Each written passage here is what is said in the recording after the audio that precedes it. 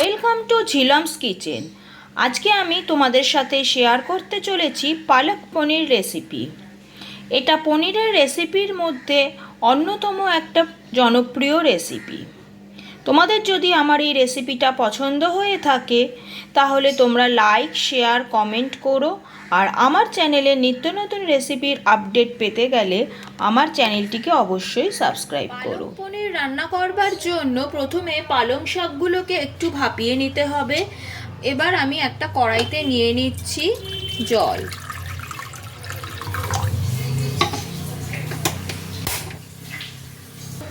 গ্যাসের ফ্লেমটাকে অন করে দিলাম। এবার এই জলের মধ্যে আমি দিয়ে দিচ্ছি পালং শাক। পালং শাকগুলোকে আমি জলের মধ্যে ভালো করে ডুবিয়ে দেব। এর মধ্যে দিয়ে দিচ্ছি নুন।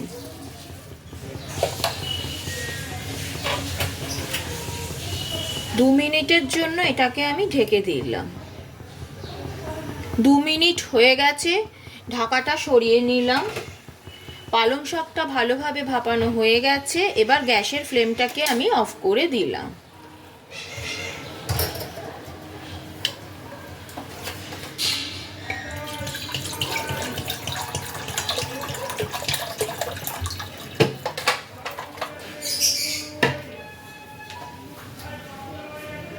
এবার এই পালং শাকটাকে একটা ছাঁকনির সাহায্যে আমি এভাবে গরম জল থেকে তুলে নেব। এখানে আমি একটা বাটিতে নিয়ে নিয়েছি ফ্রিজের থেকে বের করে রাখা চিল ওয়াটার। পালং শাকটাকে ছাঁকনি দিয়ে গরম জল থেকে তুলে নিয়ে আমি এই জলের মধ্যে ভিজিয়ে দেব। এই স্টেপটা কিন্তু খুব ইম্পর্টেন্ট। এইভাবে করলে পালং শাকের রঙটা একদম সবুজ থাকবে। এবার নিয়ে নিচ্ছি একটা মিক্সচার জার। পালং শাকটাকে এবার চিলড ওয়াটার থেকে তুলে নিয়ে ওই জারের মধ্যে দিয়ে দেব।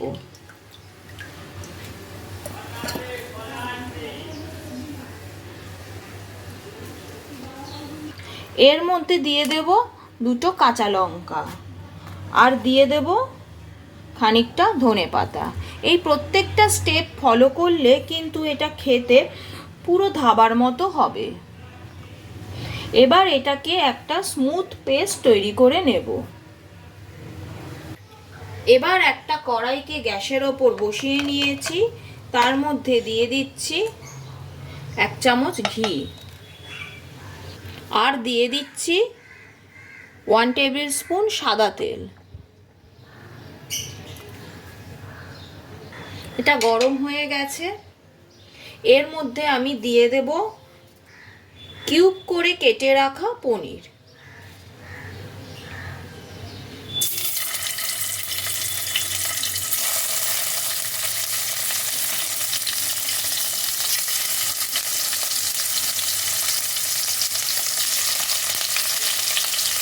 পনিরগুলোকে হালকা ফ্রাই করে নিতে হবে। খুব বেশি কড়া করে কিন্তু ভাজবো না, জাস্ট হালকা করে একটু ফ্রাই করে নেব। পনিরগুলো হালকা করে ভাজা হয়ে গেছে। এবার পনিরগুলোকে আমি কড়াই থেকে তুলে নেব।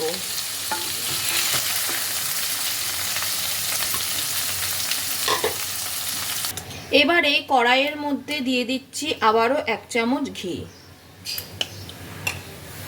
আর সাথে দিয়ে দিচ্ছি খানিকটা সাদা তেল।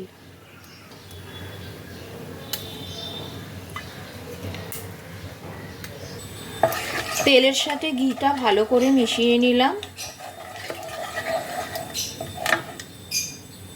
গরম হয়ে গেছে।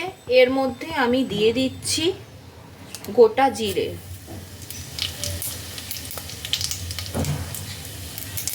দিয়ে দিচ্ছি 2টো শুকনো লঙ্কা আর দিয়ে দিচ্ছি গোটা গরম মশলা, এলাচ, দারচিনি আর লবঙ্গ। কয়েক সেকেন্ড নাড়াচাড়া করে নিচ্ছি। ফোড়ন থেকে একটা সুন্দর গন্ধ বের হতে আরম্ভ করেছে। এবার এর মধ্যে আমি দিয়ে দিচ্ছি আদা রসুন কুচি।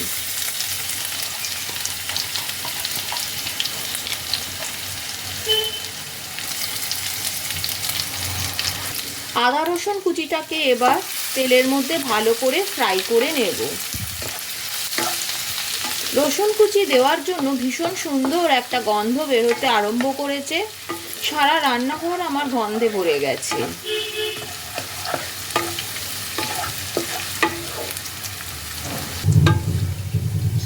আদা রসুন কুচিটা তেলের মধ্যে ভালো করে ফ্রাই করা হয়ে গেছে। এবার আমি এর মধ্যে দিয়ে দিচ্ছি পেঁয়াজ কুচি। এখানে আমি একটা বড় সাইজের পেঁয়াজকে ভালোভাবে কুচি করে নিয়েছিলাম। এটাকেও এবার ভালো করে ভেজে নিতে হবে।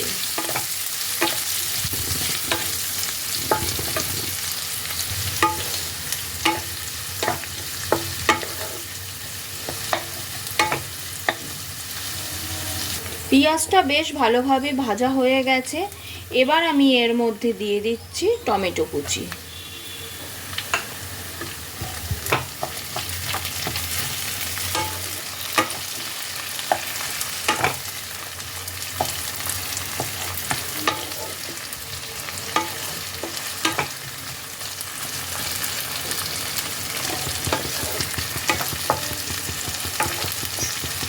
টমেটো কুচিটাকে ভালো করে স্ম্যাশ করে এই পেস্টের সাথে মিশিয়ে নিতে হবে।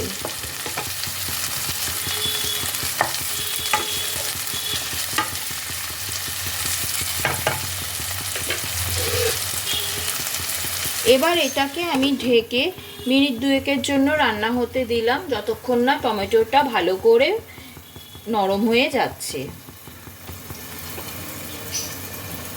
ফিরে এলাম 2 মিনিট পর। ঢাকনাটা তুলে নিলাম। টমেটোটা খুব ভালোভাবে মিক্সড হয়ে গেছে। এবার আমি এর মধ্যে অ্যাড করছি কিছু গুঁড়ো মশলা। প্রথমেই দিয়ে দিচ্ছি 1 টিস্পুন হলুদ গুঁড়ো,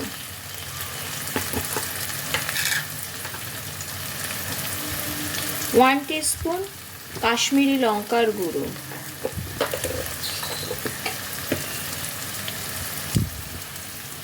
জিরে গুঁড়ো, আর দিয়ে দিচ্ছি ধনে গুঁড়ো। আর এর মধ্যে দিয়ে দিচ্ছি কিছুটা কাসুরি মেথি। এটাকে আমি ক্রাশ করে এই অবস্থাতেই দিয়ে দিচ্ছি। এই অবস্থায় কাসুরি মেথি দিলে রান্নার স্বাদটা খুবই ভালো হয়। এবার সব কিছুকে ভালো করে মিশিয়ে নিতে হবে।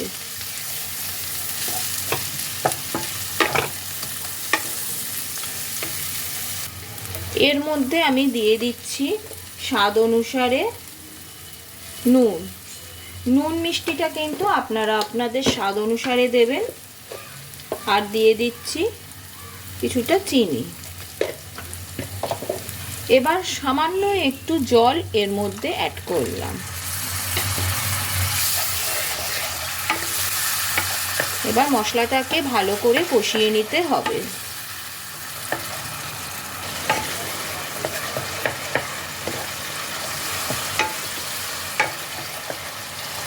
মশলাটা খুব ভালোভাবে কষানো হয়ে গেছে।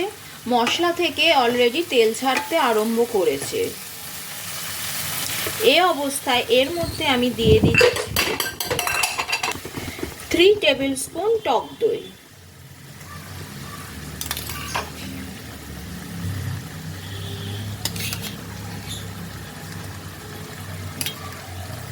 টক দইটাকে এবার ভালো করে মিশিয়ে নিতে হবে।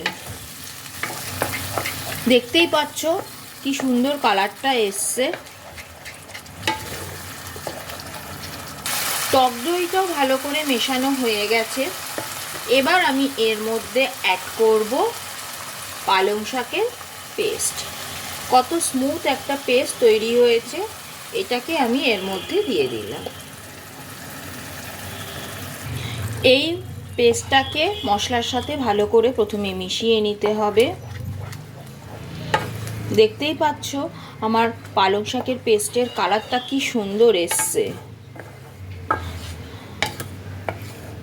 ঠান্ডা জলে ভিজিয়ে নিয়েছিলাম বলে এত সুন্দর সবুজ রং এসছে, তা না হলে কিন্তু একটু কালচে ভাব চলে আসে।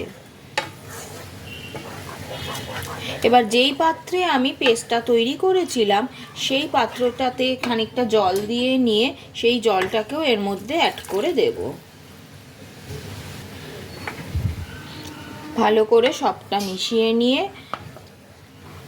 এটাকে ফোটা অবধি ওয়েট করব। এই পালং শাকের পেস্টটাকে কিন্তু এবার মশলার সাথে খুব ভালো করে কষাতে হবে। গ্রেভিটা ফুটতে আরম্ভ করেছে, এই অবস্থায় এর মধ্যে দিয়ে দিচ্ছি খানিকটা ক্রিম।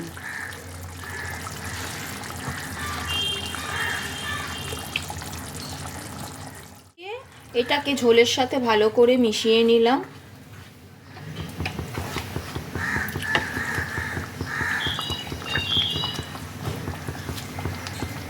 এবার আমি এর মধ্যে দিয়ে দিচ্ছি ভেজে রাখা পনিরগুলো।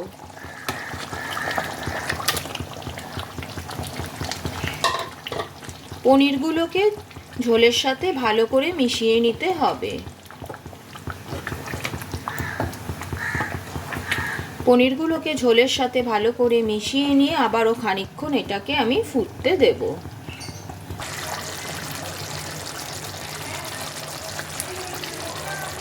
পালং পনির রান্না আমার কিন্তু একদম কমপ্লিট।